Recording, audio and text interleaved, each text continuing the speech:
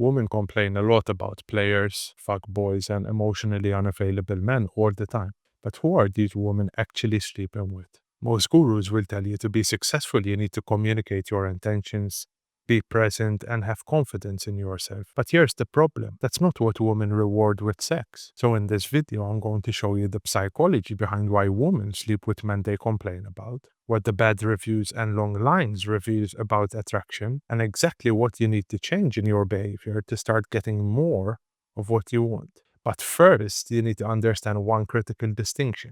Men and women have different operating systems. Men's primary need is sex. Woman's primary need is attention. So what you're desperately trying to get from her, she doesn't value as much as you.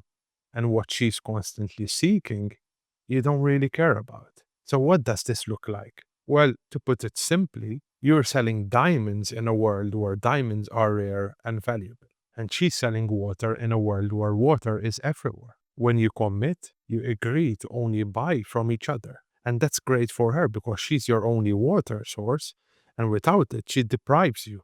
But it's terrible for you because you gave her your diamonds in exchange for something she could get from 100 other sources. This one sided game knocks down the common belief that equal treatment creates equal results in relationships. But when you apply 50-50 thinking to people who fundamentally want different things, you create inconsistency disguised as fairness. When you both give up sex with other people, it looks equal, but it never can be because she doesn't need it as much as you. Same rule, completely unfair outcome. So, how do you actually apply this in relationships? Well, the first thing you must do is stop asking for equality because that's impossible. Before you commit to a woman, you must be upfront about your non negotiables, like what you value, what you tolerate, and what crosses the line.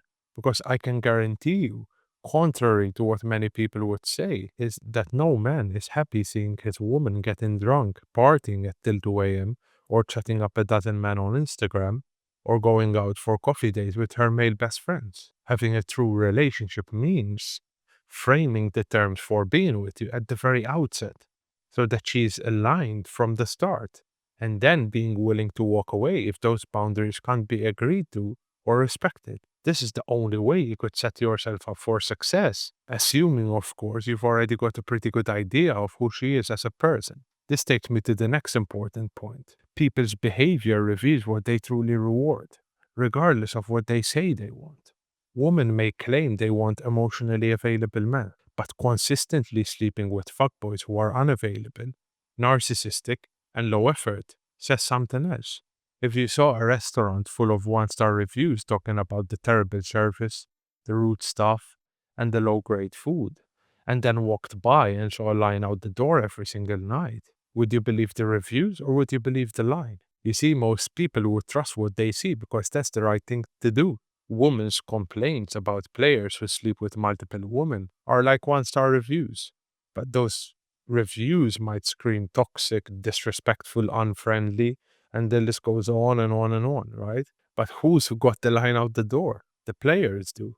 Who are these women sleeping with? The guys with the bad reviews. So reinforced behaviors continue. Punished behaviors extinguish. These men aren't ignoring what women say. They are like rational actors responding to what actually gets rewarded with sex, because that's his primary need. When availability leads to a platonic friendship and indifference leads to sexual reward, men learn what levers to press. And until women change what they actually reward with sex, male behavior won't change no matter how much women continue to complain. This puts the power to change the dynamic squarely where it truly lies. Watch what gets rewarded with sex, not what gets praised with words. When you're still dating, track the correlation between your behavior and your sexual success. When you're highly available, open, and interested, does sex happen more or does it happen less? When you're busy with life and less invested in women, does sex happen more or less? Most of you will discover that reducing availability will increase the frequency of sexual opportunities. And once you see this pattern, you must permanently adopt the behaviors that get rewarded. If you want a good place to start, follow these practical points. Firstly, Stop being emotionally available on demand. Secondly, be selectively vulnerable only after she's demonstrated high investment.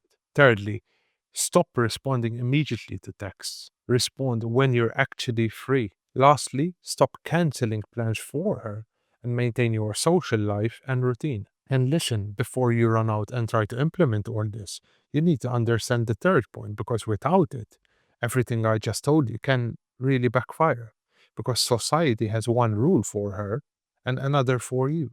When she tells you to stop talking to other women, that's called setting boundaries. But when you tell her to stop seeking attention from other men, that's called being controlling.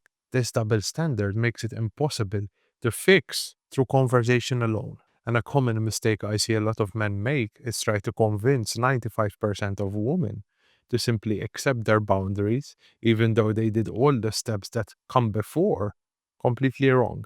So when I didn't have much experience going into relationships, I made this exact mistake myself. I was in love with a woman who fundamentally was incompatible with me on pretty much every level, from her values to her worldview and her beliefs. But because I was so blinded by love, I tried to just go with the flow of the relationship and merely hope she doesn't cross my boundaries. As you might expect, that went totally the other way, because at her core, she was hellbent on getting male validation and thrived on a lot of attention.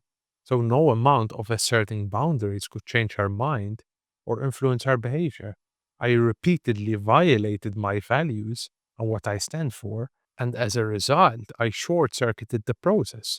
I ignored all the warning signs and I pushed for commitment. And to top it all off, it was basically impossible for me to walk away, which gave her the agency to continue to step over the line over and over again. And the truth is, you can't win through negotiation what should have been avoided in the first place. You may think that if you communicated better, set boundaries early, or explain things transparently, she'll just change.